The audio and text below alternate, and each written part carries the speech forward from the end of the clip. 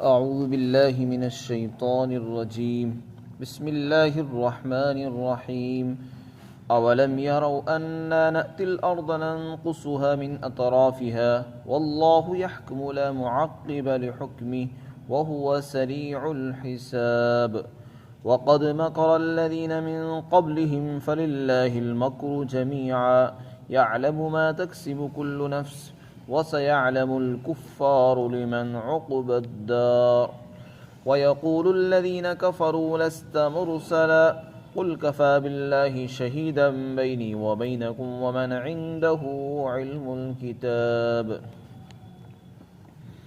کیا انہوں نے نہیں دیکھا کہ ہم زمین کو اس کے اطراف سے کم کرتے چلے آ رہے ہیں اور اللہ ہی فیصلہ فرماتا ہے، اس کے حکم کو کوئی بدلنے والا نہیں ہے اور وہ جلد حساب لینے والا ہے۔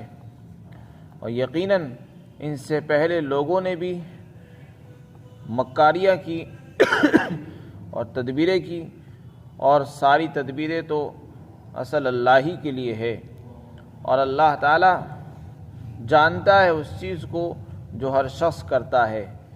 اور کافر لوگ عن قریب جان لیں گے کہ آخرت کا جو اصل وطن ہے، وطن اصلی کا انجام کس کے لیے ہے۔ اور جو لوگ جنہوں نے کفر کیا ہے وہ کہتے ہیں کہ آپ رسول نہیں ہو، آپ ان کو کہہ دیں کہ میرے اور تمہارے درمیان اللہ تعالیٰ گواہ ہونے کے لیے کافی ہے، اور وہ لوگ بھی گواہی کے لیے کافی ہیں جن کے پاس کتاب کا علم ہے۔ پہلی آیت میں اللہ رب العزت فرماتے ہیں کیا انہوں نے نہیں دیکھا کہ ہم زمین کو کم کرتے چلے آ رہے ہیں۔ اس کا خطاب کفار اور مشرکین کو ہے، اور اس میں اللہ تعالیٰ یہ بتانا چاہتے ہیں کہ ہم زمین کو کم کرتے چلے آ رہے ہیں۔ زمین سے مراد ہے مشرکین کی زمین، کافروں کی زمین جو ان کی حکومت میں، ان کی اقتدار کے تحت تھی، ان کی عملداری میں تھی۔ لیکن بعد میں اللہ تعالیٰ نے جب اسلام کو فروغ دیا، اسلام پھیلنا شروع ہوا، تو کفار کی حکومتیں ختم ہوتی ہوتی سکڑ گئی اور اسلام غالب آتا رہا۔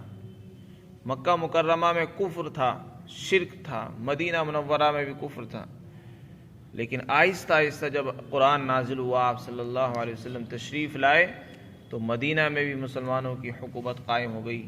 پھر مکہ فتح ہوا، فتح مکہ کے بعد پھر ایک سلسلہ شروع ہو گیا، پورے جزیرۃ العرب کے اندر مشرکین کا تسلط اور اقتدار سکڑتا چلا گیا اور مسلمانوں کا اقتدار پھیلتا چلا گیا۔ تو یہاں زمین کو کم کرنے سے مراد ہے ان کے اقتدار کو کم کرنا۔ یعنی اس چیز سے کافروں کو، مشرکین کو عبرت حاصل کرنی چاہیے کہ ایک وقت وہ تھا کہ سارا عرب ہمارے زیر حکومت تھا، زیر اقتدار تھا، ہماری حکومت چلتی تھی، اور جہاں چاہتے تھے، جو چاہتے تھے فیصلے کرتے تھے، اور اب مسلمانوں کا اقتدار بڑھتا جا رہا ہے اور ہم گھٹتے چلے جا رہے ہیں۔ تو کیا یہ لوگ اطمینان سے بیٹھ گئے؟ ان کو کس چیز نے مطمئن کر دیا ہے؟ کیا ان پر ایسا وقت نہیں آئے گا جو پہلے لوگوں پر آیا تھا؟ ان کو تو عبرت حاصل کرنی چاہیے کہ جب ہمارا اتنا سارا چھین گیا، ختم ہو گیا، تو یہ جو کچھ بچا کچا یہ بھی چلا جائے گا۔ تو اب تک ان کو ہوش نہیں آئی، ان کو تو جلدی عبرت حاصل کر لینی چاہیے اور ان کو اسلام میں داخل ہو جانا چاہیے۔ اس کا ایک دوسری تفسیر بھی علماء نے بیان فرمائی کہ زمین کو کم کرنے سے مراد ہے علماء کی وفات، اہل علم حضرات کا دنیا سے اٹھ جانا۔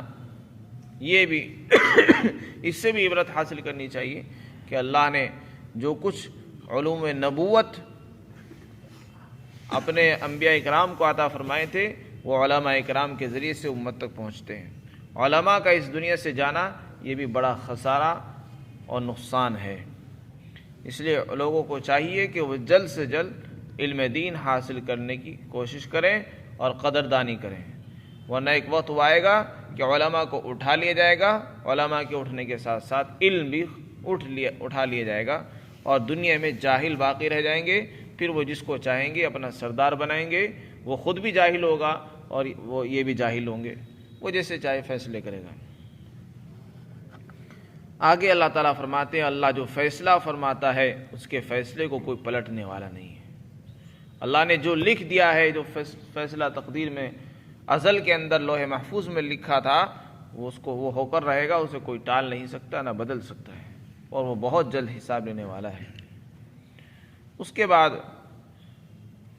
کفار اور مشرکین کی تدبیریں بیان فرمائی، اور یہ بھی بتا دیا کہ کافر اور مشرک، اسلام کے دشمن، اسلام کے باغی، خدا کے باغی لوگ جو ہے مکر اور تدبیریں کرتے رہتے ہیں، اور مسلمانوں کے خلاف وہ جو ہے طرح طرح سے تدبیریں کر رہے ہیں، مکاریاں کر رہے ہیں، مکر و فریب کرتے ہیں، لیکن ہوتا وہی ہے جو اللہ چاہتا ہے۔ اللہ کی تدبیر تمام تدبیروں پر، تمام پلاننگوں پر جو ہے غالب آ جاتی ہے۔ کافروں نے کیا تدبیریں نہیں کی؟ نبی کو ان کے وطن سے نکالنے کی کوشش کی، ان کو قتل کرنے کی کوششیں کی، ان کو مدینہ سے مکہ مکرمہ سے نکالنے کی کوششیں کی، ان پر حملے کی کوششیں ہوئی، اور پہلے انبیاء اکرام کے ساتھ اس زمانے کے کافروں نے بھی اپنے اپنے وقت کے نبیوں کے ساتھ کیا کچھ نہیں کیا، کیا کچھ پلاننگ نہیں کی۔ لیکن اللہ جو چاہتا ہے وہی ہوتا ہے۔ تو اللہ تعالیٰ بتانا چاہتے ہیں انسان کچھ بھی کر لے، سب سے بڑی تدبیر اللہ کی ہوتی ہے۔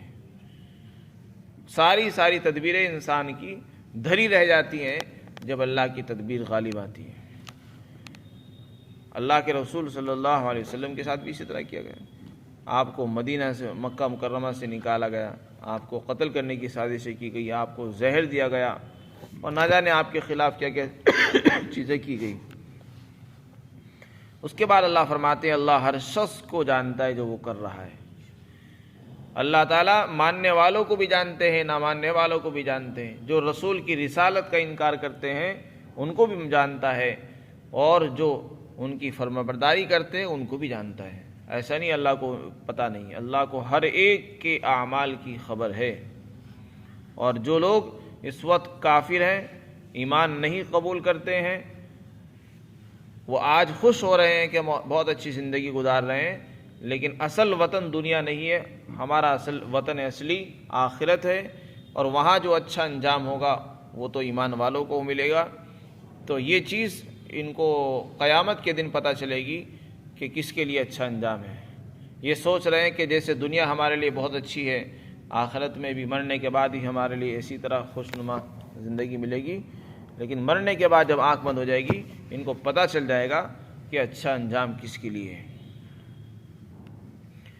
کفار اور مشرکین یہ کہا کرتے تھے کہ آپ رسول نہیں ہو، آپ کی رسالت کا، نبوت کا انکار کرتے تھے، اور دلیلیں مانگتے تھے، مطالبات کرتے تھے، اور فرمائشی معجزات چاہتے تھے۔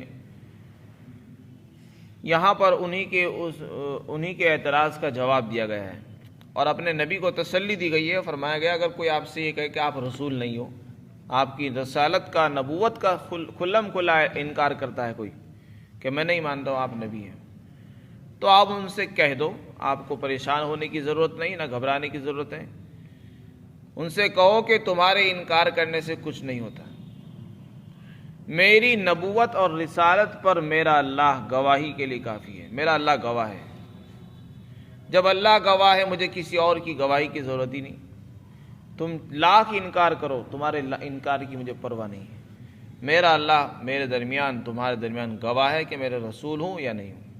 اسی طرح وہ لوگ بھی میری نبوت پر گواہ ہیں جن کو اللہ نے پچھلی آسمانی کتابوں کا علم دیا ہے، یعنی یہود کے علماء، عیسائیوں کے علماء، حضرت عیسیٰ علیہ السلام کی قوم کے اندر جو لوگ علماء تھے، اہل علم تھے، اور اسی طرح یہود میں جو انصاف پسند، معتدل مزاج اور حق پرست علماء اکرام تھے، انہوں نے اپنی کتابوں کے اندر آپ کے اوصاف، آپ کے اخلاق، آپ کا حلیہ، یہ سب چیزیں پڑھ رکھی تھی۔ انہوں نے آپ کو پہچان بھی لیا کہ آپ واقعات نبی ہیں، جیسا انہوں نے کتابوں میں پڑھا ویسا ہی آپ کو پا لیا، تو وہ بھی گواہی دیتے ہیں کہ آپ اللہ کے نبی اور رسول ہیں، جیسا کہ حضرت عبداللہ بن سلام اور حضرت سلمان فارسی رضی اللہ تعالیٰ عنہ، حضرت تمیم داری رضی اللہ عنہ، اور بہت سے صحابہ اکرام ایسے تھے جو پہلے اہل کتاب تھے اور کتاب کا علم رکھتے تھے یعنی تورات کا، اور بعد میں پھر وہ مسلمان ہو گئے تھے۔ یہاں پر انہی کی طرف اشارہ ہے کہ ہر وہ عالم جو حق پرست ہے اور حق کو حق کہنے والا ہے اور پچھلی آسمانی کتابوں کا ان کے پاس علم تھا، وہ بھی میری نبوت پر گواہ ہیں۔ لہذا اللہ کی گواہی اور ان کی گواہی میرے لیے کافی ہے، چاہے ساری دنیا انکار کرتی رہے، مجھے ان کسی کی پرواہ نہیں ہے۔ تو یہ اعلان آپ کے ذریعے کروایا جا رہا ہے۔ فرمایا کیا انہوں نے نہیں دیکھا کہ ہم زمین کو اس کے اطراف سے کم کرتے چلے آ رہے ہیں، یعنی مشرکین کا اقتدار سکڑتا جا رہا ہے اور اسلام پھیلتا جا رہا ہے، اور اللہ ہی فیصلہ فرماتا ہے، اس کے فیصلے کو کوئی پلٹنے والا نہیں ہے، اور وہ بہت جلد حساب لینے والا ہے۔ اور جو لوگ ان سے پہلے گزرے ہیں انہوں نے بھی مکر کیا ہے، تدبیریں کی ہیں، لیکن تمام تدبیروں میں اصل تدبیر اللہ کی ہے۔ اللہ جانتا ہے جو کچھ ہر انسان کرتا ہے، اور کافر عنقریب جان لے گے، ان کو پتہ چل جائے گا کہ اصل وطن کا اچھا انجام کس کے لیے ہے۔